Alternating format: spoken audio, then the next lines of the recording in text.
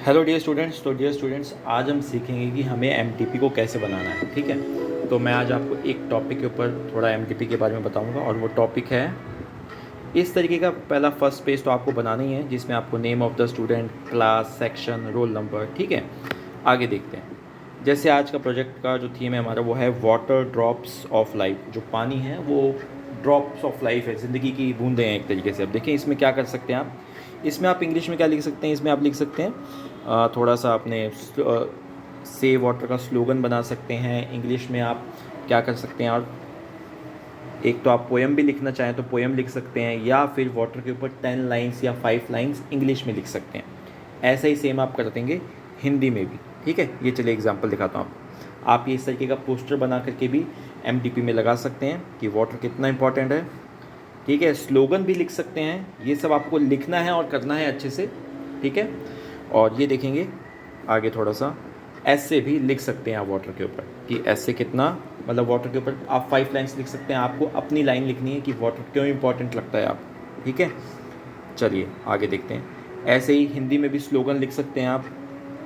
ठीक है, और हिंदी में आप वाटर की इम्पोर्टेंस भी लिख सकते हैं। ठीक है डियर स्टूडेंट्स, तो चलो अब हम आगे देखते हैं थोड़ा सा।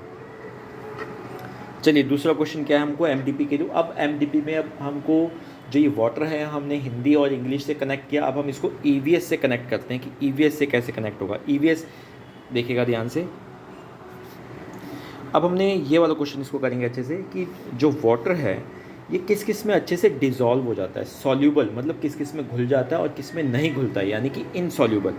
ये देखिए सॉल्ट, शुगर, राइस ग्रेन, रू Afza juice, cooking oil, milk. ठीक है, तो मैंने आपसे कहा कि आपको दिखाना है कि वाटर में कौन कौन सी चीज़ें जो हैं अच्छे से डिज़ोल्व हो जाती हैं, यानी कि इनमें से कौन कौन सी चीज़ें वाटर में सॉल्यूबल हैं और कौन कौन सी इनसॉल्यूबल हैं। तो ये आपको ये बतानी है। इसकी आप पिक्चर्स भी लगा सकते हैं। और दूसरी बात क्या है, ये आपको बेटा करके दिखाना है इसको आपको। ठीक है, आपको ये घर पे करना है एक्सपेरिमेंट, और उसकी फ़ोटोज़ भी आप लगा सकते हैं। और आपको उन जो थिंग्स हैं, उन वो चीज़ें, उनके नाम लिखने हैं कि जैसे सॉल्ट है क्या वाटर में डिज़ोल्व हो जाता है, शुगर है क्या वाटर में डिज़ोल्व हो जाती है। तो ये आपको इस तरीके से करना है। ठीक है, देखिए मैंने इतनी सारी चीज़ें ली, सॉल्ट, वैक्स, मोम, शुगर, सैंड और जेली। ठीक है, तो आपको ये बताना है कौन कौन सा सॉल्यूबल है, कौन कौन सा सॉल्यूबल नहीं है। और भी आपके मन में कोई और एक्टिविटी हो इससे ईवीएस से रिलेटेड वाटर की, तो वो भी आप कर सकते हैं। ठीक है, अब हम आगे देखेंगे इसको।